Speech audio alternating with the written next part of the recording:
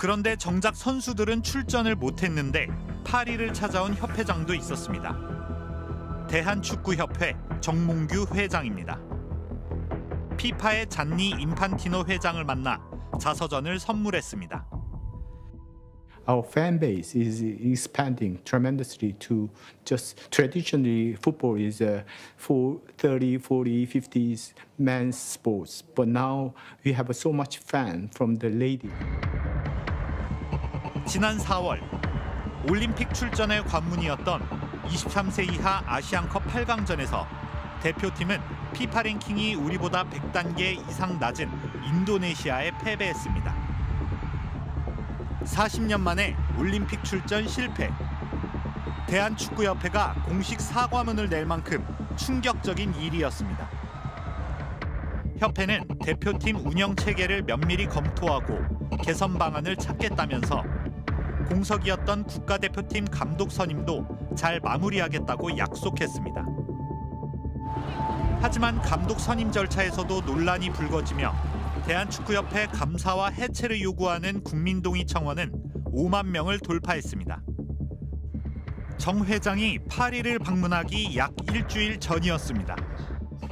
지금 국민들이 또 축구팬들이 얼마나 분노하고 있고 이 부분에 대해서 문제 제기를 하고 있다는 거에 대해서 야, 이분은 욕을 먹으려고 정말 애를 쓰시나? 이 타이밍에 이걸 내다니 그랬는데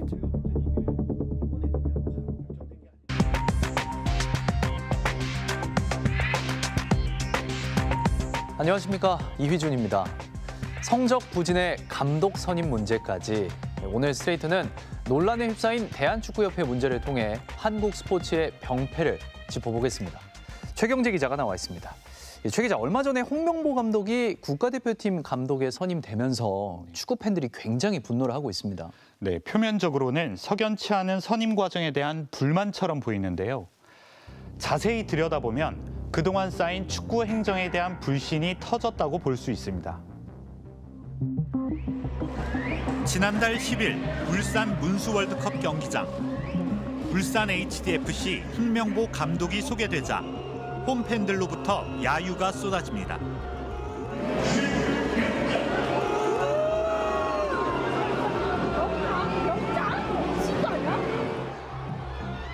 관중석에는 축구협회를 위한 MB의 통큰 수락, 거짓말쟁이, 런명보, 피노키옹이란 조롱 섞인 현수막이 가득합니다. 홍명보 감독이 울산을 떠나 국가대표팀을 맡겠다고 선언하자 벌어진 일이었습니다. 안 가신다는 그런 명확하게 표현을 하셨는데 저희 팬들 입장에서도 그런 부분 때문에 더 많은 배신감이 드는 것 같아요. 2002년 월드컵 4강의 주역인 한국 축구의 영웅이자 리그 2연패를 이끈 감독이 국가대표팀 감독을 맡게 됐는데 왜 하루아침에 조롱의 대상이 된 걸까? 축구계는 전임 국가대표 감독이었던 위르겐 클린스만 선임 때부터 굼기 시작한 문제가 결국 홍 감독에 이르러 터졌다고 보고 있습니다.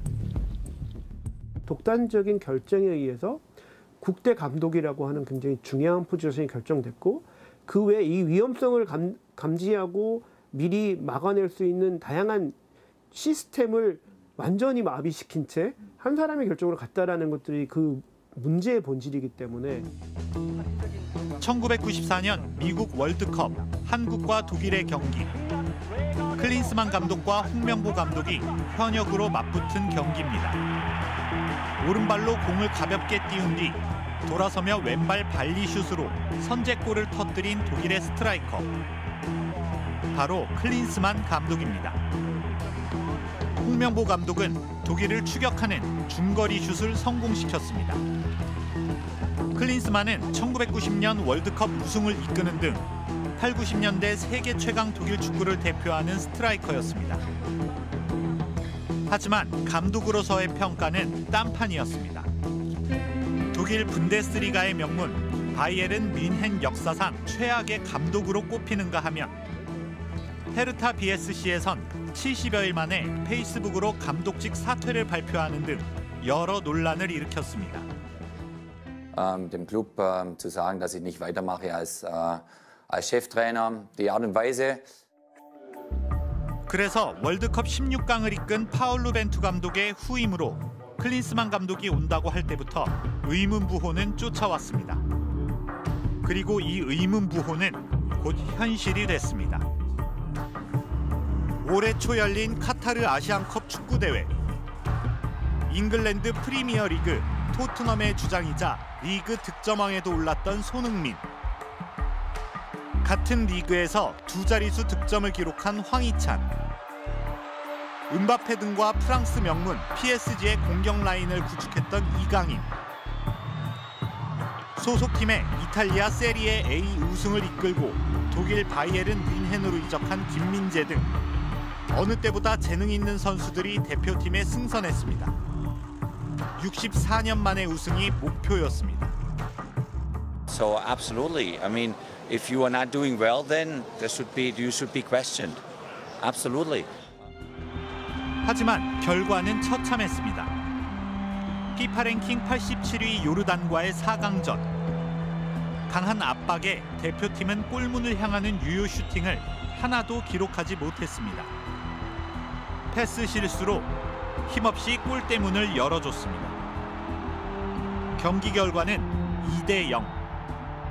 대표팀의 참패였습니다. 뭐라고 말씀드려야 될지를 정말 모르겠고 너무 죄송하고 또 선수들은 그 와중에서 정말 최선을 다했는데 I'm sure there'll be people in Korea who will be demanding that you resign or are sacked. I'm not planning to do anything. I plan to analyze this tournament, go with the team back to Korea, and then. 이런 가운데 요르단전 전날 식당에서 있었던 손흥민과 이강인 선수의 갈등이 폭로됐습니다. 감독의 팀 관리에 큰 문제가 있었다는 게 드러난 겁니다. 국민들을 무시하는 것 같다.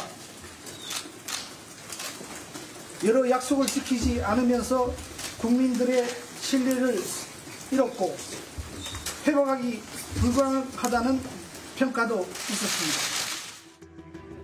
결국 클린스만 감독은 1년도 안 돼 경질됐습니다.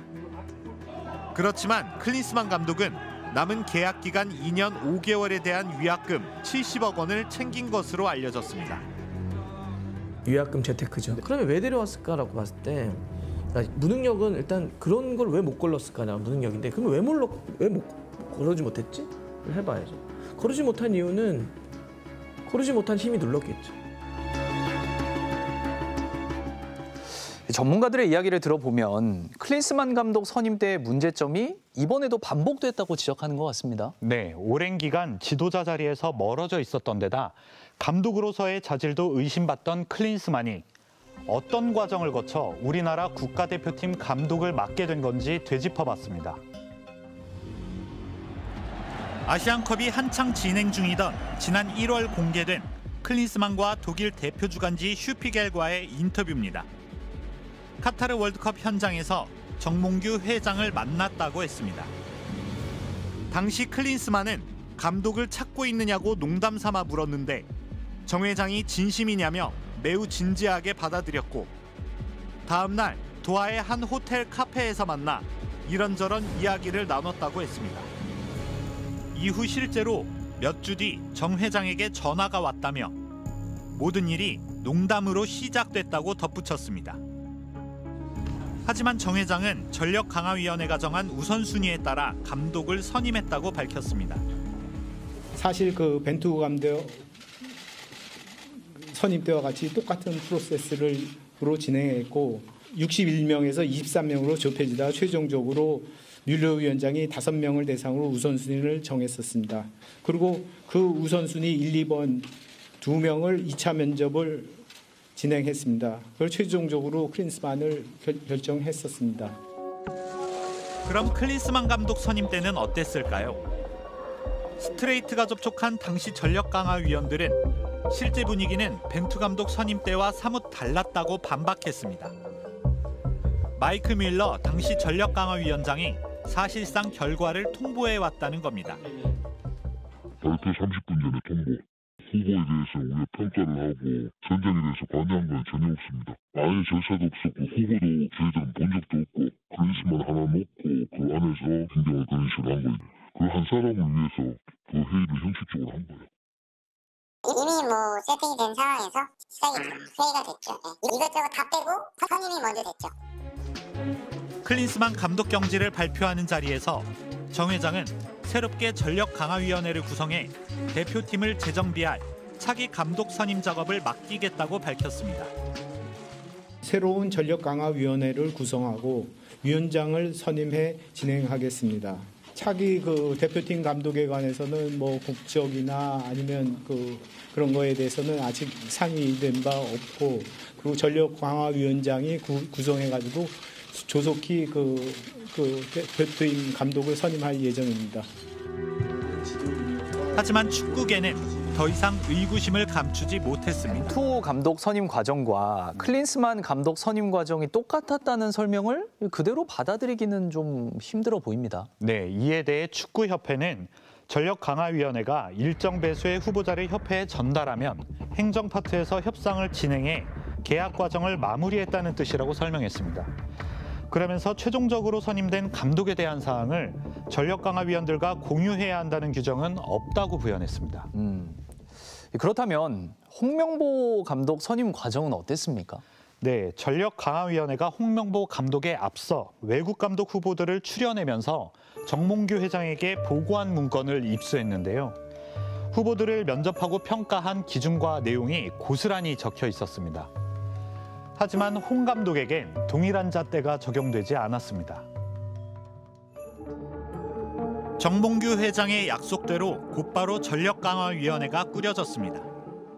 이번 감독 선임에 있어서는 고수로 그냥 이렇게 해서 외부의 압력에 의해서 이런 어떤 결정을 하는 것은 절대 없을 거라고 제가 분명히 말씀을 드렸습니다. 그럼에도 불구하고 시작부터 국내파 감독 내정설이 고개를 들었습니다. 무슨 이유에서인지 신임 감독 선임은 자꾸 늦어졌고, 감독 공백 3개월이 넘어가던 시점, 정혜성 전력강화위원장이 전격 사의를 표명했습니다. 홍명보 감독도 현재의 축구협회를 강하게 비판했습니다. 과연 이 시점에 왜 우리가 이 대표팀 감독을 뽑아야 되는지 근본적인 이유를 생각하면 클린스만 뽑은 전 과정, 그리고 그 후에 일어났던 문제들, 이런 것들이 우리 대한축구협회에서 과연 얼마만큼 학습이 되어 있냐. 그런데 일주일 뒤 홍명보 감독이 국가대표 감독으로 결정됐다는 발표가 나옵니다. 전력강화위원들도 언론을 통해 이 사실을 알게 됐습니다. 홍명보 감독으로 발표됐는데. 진짜로? 아 설마. 야. 저 5개월이 너무 아쉽고 안타깝고 그리고 뭐라 해야 할까? 진짜 허무해요. 일주일 전만 해도 국가대표팀에 갈 일이 없을 거라던 홍 감독. 저희 스탠스는 항상 같았으니까 뭐 우리 팬들이 그렇게 걱정하지 않으셔도 저는 될 거라고 생각합니다. 하지만 느닷없이 마음을 바꿨습니다. 저는 저를 버렸습니다. 이제 저는 없습니다. 대한민국 축구밖에 없습니다. 그게 제가 우리 팬들한테 가지 안 된다고 얘기했던 부분에 제가 마음을 바꾼 상황입니다. 약 5개월의 시간, 무슨 일이 있었던 걸까? 스트레이트는 전력강화위원회의 문건을 확인했습니다. 남자 국가대표팀 감독 후보 브리핑. 7박 8일 동안 5개국을 방문해 외국인 감독을 만난 기록이 남아 있습니다. 1순위로 접촉한 인물은 미국의 제시 마시. 유럽 빅리그 감독 출신입니다. 4월 18일 영국 런던에서 진행된 4시간 반에 걸친 면접에서 마시는 한국 대표팀의 아시안컵 경기를 분석한 영상을 보여주는 의욕을 보였습니다. 사흘 뒤에는 카타르 도하에서 이라크 대표팀 감독인 헤수스 카사스도 만났습니다. 평가는 구체적이었습니다. 경력과 경험, 소통, 게임 모델 등 총 9가지 항목에 문화나 직무 적합도 같은 정성평가 항목도 담겼습니다. 두 감독은 모두 대한민국 축구 수준을 한층 끌어올릴 수 있을 것이란 긍정적 평가를 받았습니다. 지난 4월 말 정혜성 전력강화위원장은 이 내용을 정몽규 축구협회장에게 직접 보고했습니다. 제시마 씨는 현 대표팀에 가장 맞는 사람이라고 제가 생각이 들고 이미 다른 데도 있는데 나는 한국이다. 이런 이야기를 했기 때문에 나는 당연히 어느 정도 그 서로의 접점을 잘 맞추면 될 줄 알았죠. 이후에 구체적 일정까지 잡혀 있었습니다. 5월 8일 오전 중 최종 계약을 맺는 게 목표였습니다. 그런데 실무 협상에서 일이 꼬였습니다. 축구협회 행정관련 부서에서 세금과 국내 거주 문제 등을 두고 세부 조건을 조율하던 중 협상이 결렬된 겁니다. 모든 게 원점으로 돌아간 상황. 전력강화위원회는 다시 세 사람을 감독 후보로 추렸습니다. 다비드 바그너와 거스 포옙, 그리고 홍명보입니다. 그런데 이때 정혜성 위원장이 사임하는 돌발 상황이 벌어집니다. 전력강화위원 10명 중 5명도 그만뒀습니다. 위원들은 스트레이트에 위원회가 감독을 추천만 할 뿐 권한이 없어 무력했다. 위원회가 원하는 방향대로 진행되는 일이 거의 없었다고 털어놨습니다. 정혜성 위원장은 스트레이트와의 통화에서 책임지는 자리라 생각했다면서도 사실을 이야기하면 정말 안 될 것 같다며 입을 다물었습니다. 박주호 전 위원은 위원회 내에서도 국내 감독 선임으로 분위기를 조성하는 움직임이 있었다고 폭로하기도 했습니다. 이제 국내 감독 해야 되지 않아? 그러면서 국내 감독 좋은 감독 많은데 외국 감독님에 대해서는 설명할 때 이거는 안 좋고 저건 안 좋고 뭐 이런 얘기를 쫙 해요. 근데 국내 감독님한테 그런 게 아예 없어요. 뭐가 좋다, 뭐가 안 좋다가 없어요. 그냥 다 좋다. 결국 협회는 이임생 기술발전위원장 겸 기술총괄이사가 선임 작업을 이어받도록 했습니다. 이 이사는 2박 4일 일정으로 서둘러 유럽으로 감독 후보 면접을 떠났습니다. 빅리그 감독 출신인 바그너와 포옙 두 후보는 파워포인트나 경기 영상까지 활용해 한국 축구 대표팀 운영 계획에 대해 설명했습니다. 그런데 정작 이 이사의 선택은 감독설에 불쾌감을 표시해온 홍명보 감독을 설득하는 것이었습니다. 7월 5일 금요일 경기를 마치고 돌아오는 홍명보 감독님 집 앞에서 밤 11시경에 만났습니다. 홍명보 감독님에게 몇 차례 한국 축구의 철학과 게임 모델을 연결해서 A 대표팀과 연령별 대표팀의 연속성과 발전을 위해서 헌신해달라는 부탁을 몇 차례나 드렸습니다. 다른 후보자들처럼 프리젠테이션을 하는 과정은 없었습니다. 김판건 위원장과 본인 감독님께서 그 시스템을 만들면서 이제 선임을 했는데 결과적으로는 그 시스템을 버리면서 선임을 하는 지금 결과가 나왔거든요. 그 정강이에서 그래서 뭐 가장 높은 점수를 받았다고 해서 저는 그래서 이제 만난 거지 그 시스템이 어떻게 된 거는 제가 알 수 있는 일은 아니라고 생각합니다. 142일의 일정이 마지막 며칠 급박한 결정으로 마무리된 겁니다. 왜 홍명보 감독에게는 문화적 합도, 직무적 합도로 다음과 같이 대여섯 가지가 종합하면 한 10몇 가지가 우리가 한번 제시될 텐데 오늘 이렇게 만났으니까 한 3일, 4일 후에 이걸 같이 PT했으면 좋겠다. 그래서 정확하게 한번 들어보고 싶다.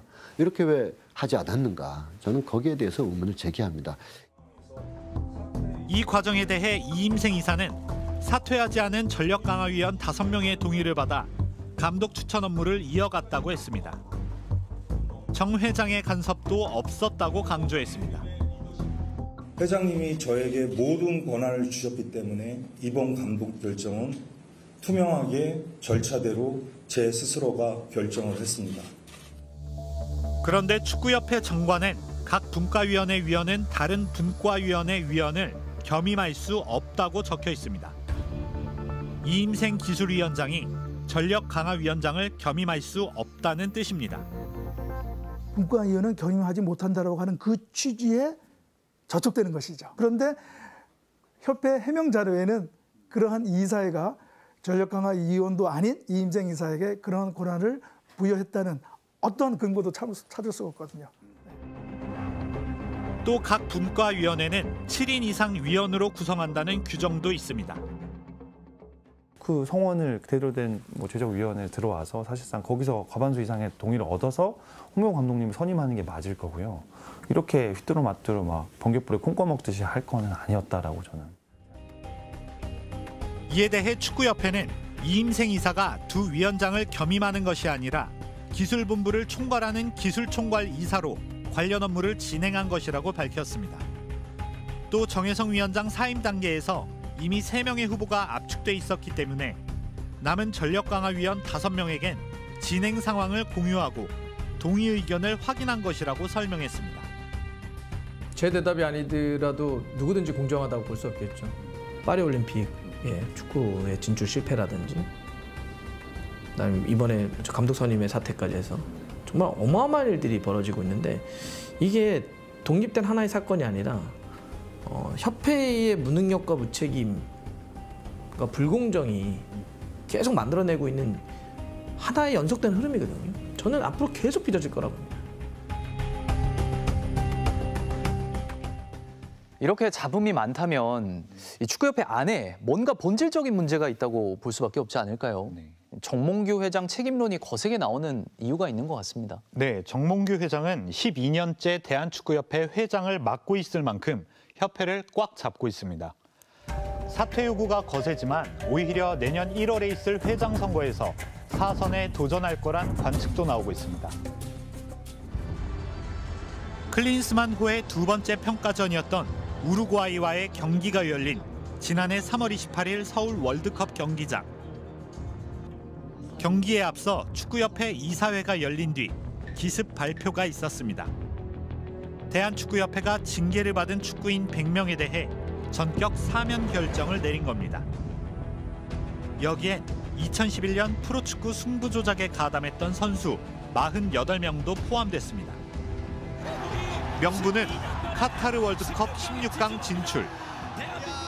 이사회에 가서야 안건을 알게 된 이사들도 있는 등 사면 안건은 졸속으로 통과됐습니다. 붉은 악마와 K리그 팬들의 반발이 거세지자 축구협회는 결국 사흘 만에 사면을 철회했습니다. 이사회에서 침묵했던 이영표, 이동국 등 임원들이 줄줄이 사퇴했습니다. 하지만 정 회장은 자리를 지켰습니다. 다시 한번 한국 축구에 봉사할 수 있는 기회를 주는 것도 한국 축구의 수장으로서 할 수 있는 소임이라고 여겼습니다. 하지만 결과적으로 그 판단은 사려 깊지 못했습니다.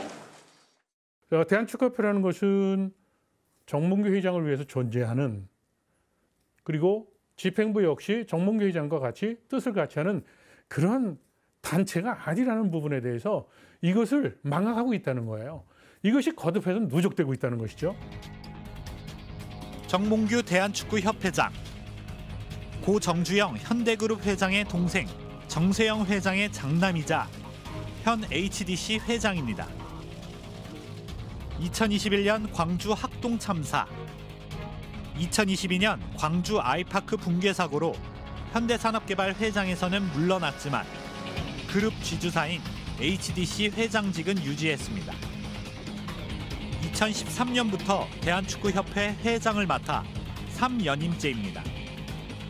승부조작 사면, 클린스만 감독 선임, 아시안컵과 올림픽 부진, 그리고 홍명보 감독 선임까지. 그때마다 책임론이 나왔지만 내년 1월 협회 회장 선거를 앞두고 4연임에 도전하는 듯한 행보를 이어가고 있습니다. 사퇴할 의사함이 없이 지금 4선에 도전할 생각이십니까? 회장 임기를 4년까지 제한하도록 협회 정관을 바꾼 적이 있습니다. 그런데 그 당시 그 대한체육회와 문체부에서 이 조항을 승인하지 않았었습니다. 그걸로 대답을 가름하겠습니다. 피파 집행위원, 피파 평의회 의원 선거 등에서 낙선했던 정 회장은 지난 5월 아시안축구연맹 총회에서 단독 출마로 집행위원 자리를 꿰찼습니다. 정 회장이 최대 주주인 현대산업개발은 축구협회 공식 파트너사가 됐습니다. 대한체육회 스포츠공정위원회는 연임 횟수를 1회로 제한하고 있는데 국제스포츠기구 임원 진출 시 임원 경력이 필요하거나 재정기여 등이 명확하면 심의를 거쳐 3연임 이상을 할 수 있게 해줍니다. 파리올림픽 기간 정 회장이 인판티노 피파 회장에게 선물한 자서전의 제목은 축구의 시대, 정몽규 축구 30년입니다. 본인의 업적에 대해 점수를 매겨보라고 한다면 10점 만점에 8점이라며 나는 점수에 박한 편이라 8점이면 상당히 높은 점수라고 썼습니다.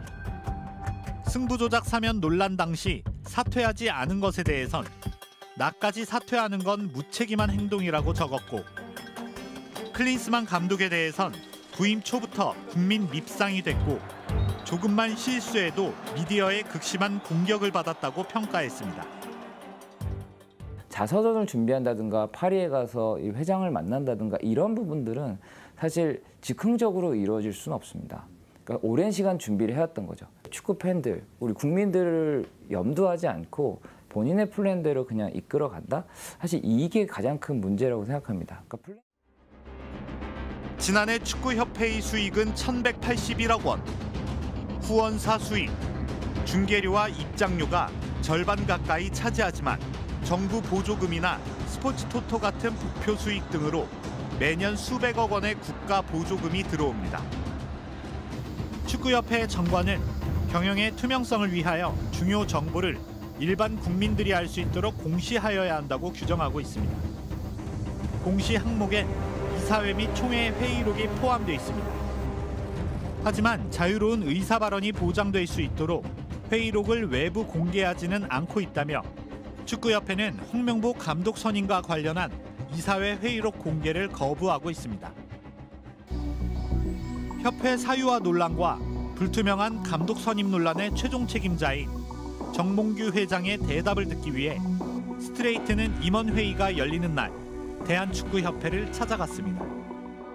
회의가 끝나자 임원들은 건물 밖으로 나왔지만 정 회장은 끝내 모습을 드러내지 않았습니다.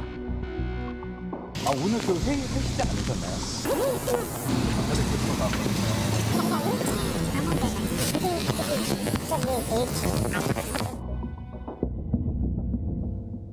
홍명보 감독이 이끄는 축구대표팀 명단이 발표되고 다음 주엔 월드컵 3차 예선이 시작됩니다.